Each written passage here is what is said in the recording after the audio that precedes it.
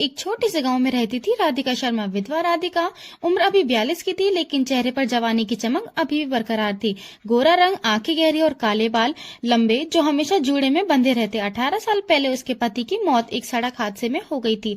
तब उसका बेटा आरव महज 8 साल का था। आरव अब अमेरिका में सेटल हो चुका था। आईटी कंपनी में अच्छी जॉब करता था, हर महीने अच्छी खासी रकम भेजता था, लेकिन माँ से मिलने साल में एक बार ही आ पाता था। राधिका पहले दिल्ली में किराए के फ्लैट में रहती थी। 3 साल पहले उसने गांव में एक छोटा सा घर खरीद लिया। घर पुराना था लेकिन आरामदायक। सामने छोटा सा बरामदा, पीछे आंगन, 2 कमरे, एक रसोई और ऊपर छत जहां शाम को हवा अच्छी लगती थी। गांव की औरतें राधिका से मिली जुली भावनाएं रखती थी। कुछ जलती क्योंकि वह शहर से आई थी, पढ़ी लिखी थी, बातचीत में आत्मविश्वास झलकता था, लेकिन ज्यादातर प्यार करती क्योंकि वह सबकी मदद करती, अभी किसी की ऊंच नीच नहीं। राधिका साड़ियां पहनती लेकिन सादगी वाली। कभी कभी ब्लाउज का गला थोड़ा गहरा होता, लेकिन वह खुद को संभाल कर रखती।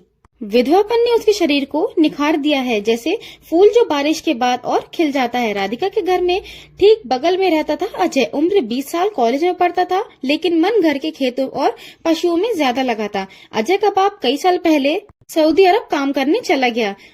माँ घर संभालती थी लेकिन बीमार रहती थी। अजय लंबा था, कद 6 फुट का, चौड़ा सीना, गेहुआ रंग और आंखें ऐसी कि सीधे दिल में उतर जाती। गांव के लड़के उसे शेर कहकर बुलाते क्योंकि वह ताकतवर था और कभी झगड़े में नहीं पड़ता, लेकिन जरूरत पड़ने पर सबकी मदद करता। गांव वाले मजाक में कहते, यह लड़का तो अभी से घर चलाने लायक हो गया है। अजय की माँ उसे बहुत प्यार करती, लेकिन चिंता भी करती थी कि कहीं पढ़ाई छोड़ न दे। एक दोपहर की बात है, गर्मी का मौसम था। राधिका घर में अकेली थी।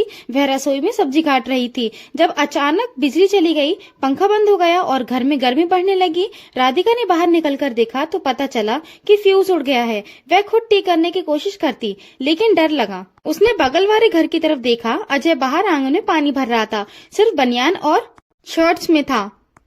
उसका बदन पसीने से चमक रहा था। राधिका ने आवाज दी, अजय बेटा जरा इधर आना। तो अजय ने बाल्टी रखी और आया। जी आंटी, क्या हुआ? राधिका ने कहा, बेटा हमारे यहाँ बिजली चली गई है, फ्यूज लगता है उड़ गया, तुम देख लोगे क्या? अजय ने मुस्कुराकर कहा, हाँ आंटी, कोई बात नहीं, मैं अभी ठीक कर देता हूँ। वह टूल्स लेकर आया और काम शुरू कर दिया। राधिका नीचे खड़ी देखती रही। अजय की मसल्स उभरी हुई थी, हाथों की नसें साफ दिख रही थी। राधिका की नजर एक पल को अटकी, फिर उसने खुद को डांटा और नजरें फेर ली। 10 मिनट में काम हो गया। अजय नीचे उतरा, उसके चेहरे पर पसीना था। राधिका ने तौलिया निकाला और बिना सोचे उसके माथे पर रख दिया। अजय चौंक गया, उसकी आंखें मिली, एक पल को सन्नाटा छा गया। फिर राधिका ने कहा, बहुत शुक्रिया बेटा, पानी पियोगे? अजय ने हंसकर कहा, हाँ आंटी, क्यों नहीं। रसोई में राधिका पानी निकाल रही थी। अजय दरवाजे पर खड़ा था। राधिका की साड़ी का आंचल थोड़ा सरका हुआ था। अजय की नजर वहां गई, लेकिन उसने झट से नजर हटा ली। राधिका को एहसास हुआ, लेकिन उसने कुछ नहीं कहा। पानी पीते हुए दोनों बात करने लगे। राधिका ने पूछा, कॉलेज कैसा चल रहा है? अजय ने कहा, ठीक है आंटी, लेकिन मन तो खेतों में लगता है। पापा नहीं है ना, तो घर संभालना पड़ता है। राधिका ने कहा, अरे बेटा, पढ़ाई मत छोड़ना, खेत तो बाद में भी देख लोगे। अजय ने गिलास रखा और बोला, आंटी आप अकेली रहती हैं ना, अगर कभी कोई काम हो तो मुझे बुला लिया करिए, मैं तो पास ही हूँ। राधिका ने उसकी आंखों में देखा और कहा, ठीक है बेटा, तू है तो अच्छा लगता है। उस दिन से दोनों के बीच बातचीत बढ़ गई। अजय सुबह सुबह राधिका के आंगन में झाड़ू लगा देता, कभी बाजार से सामान लाता, राधिका उसे चाय पिलाती, कभी नाश्ता खिलाती। गाँव वाले देखते, कुछ मुस्कुराते, कुछ कानाफूसी करते, लेकिन राधिका को फर्क नहीं पड़ता था। वह सोचती, अकेलेपन में एक सहारा तो मिला। एक दिन राधिका कपड़े धो रही थी, आंगन में बाल्टी रखी थी, पानी कम पड़ गया था। अजय आया और बोला, आंटी मैं नल से भर लाता हूँ। राधिका ने मना किया, लेकिन अजय नहीं माना। वह बाल्टी लेकर गया और लौटा तो उसकी टी शर्ट गीली हो चुकी थी, बदन में चिपक गई थी। राधिका ने देखा तो दिल धड़क से उठा।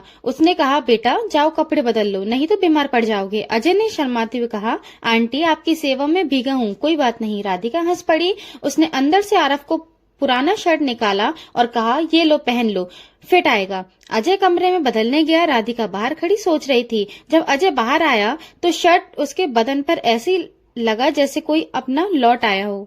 राधिका ने नजरें नीचे कर ली। धीरे धीरे शामें भी साथ कटने लगी। राधिका छत पर जाती, अजय भी अपनी छत पर आ जाता।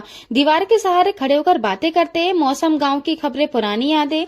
राधिका को लगता 18 साल बाद जीवन में रंग आया है। एक रात बारिश हो रही थी, राधिका छत पर भीग रही थी। अजय आया और बोला, आंटी भीग जाओगे, अंदर चलो। लेकिन राधिका ने कहा, बेटा बारिश अच्छी लगती है। अजय ने अपना छाता उसके ऊपर कर दिया। दोनों भीगते रहे, उनकी हंसी गूंज रही थी। उस रात राधिका सोचती रही, दिल में कुछ उथल पुथल चल रही थी, लेकिन उसने खुद को समझाया यह गलत है, वह बच्चा है। अगले दिन अजय आया। राधिका ने नजर झुका ली। अजय ने पूछा, आंटी रात अच्छी गुजरी? राधिका ने कहा, हाँ बेटा, लेकिन आवाज कांप रही थी। अजय समझ गया। उसने कहा, आंटी अगर कभी अकेलापन लगे तो मुझे बुला लेना। गाँव में अब अफवाहें फैलने लगी। कोई कहता शहर वाली विधवा अजय को फंसा रही है, कोई कहता अजय भी कम नहीं, रोज जाता है। राधिका को पता चला, लेकिन वह चुप रही। अजय ने कहा, आंटी लोगों की बातें मत सुनो, हमारा दिल साफ है। एक दिन राधिका को आरव का ईमेल आया। उसने लिखा कि वह शादी करने वाला है। राधिका खुश हुई, लेकिन उदास भी। उसने अजय को बताया। अजय ने कहा, आंटी खुश होना चाहिए। राधिका ने आंखों में आंसू आ गए। बेटा अब मैं सोच में अकेली हो जाऊंगी। अजय ने उसका हाथ पकड़ा और बोला, नहीं आंटी, मैं हूं ना। उस पल राधिका का दिल पिघल गया। उसने हाथ दबाया और कहा, सच? अजय ने कहा, पूरा सच। उसके बाद अजय राधिका के घर ज्यादा आने लगा। चाय बनाता, खाना बनाता, शाम बैठकर टीवी देखते।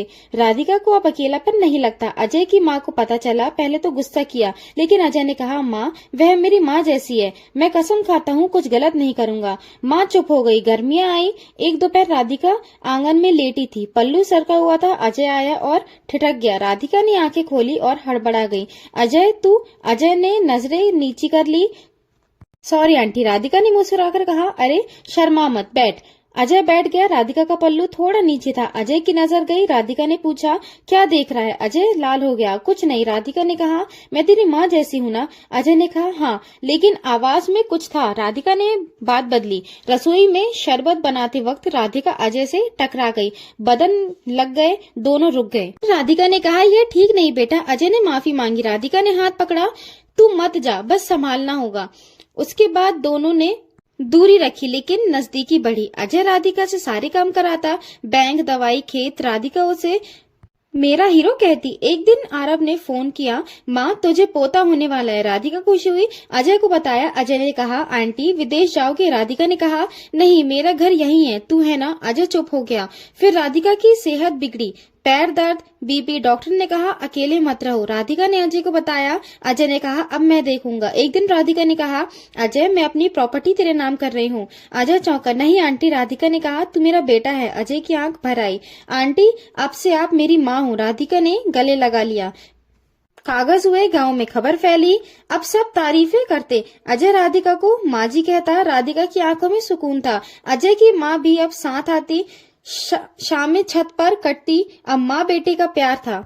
राधिका सिर रखकर सो जाती। अजय बाल सहलाता। एक दिन राधिका ने कहा, बेटा शादी कर ले। अजय ने कहा, माँ जी मेरी शादी आपसे हो चुकी। राधिका रो पड़ी। गांव में अब कोई अफवाह नहीं, यह माँ बेटे का रिश्ता था। राधिका की सेहत ठीक हुई। अजय खुश था। बस यही उनकी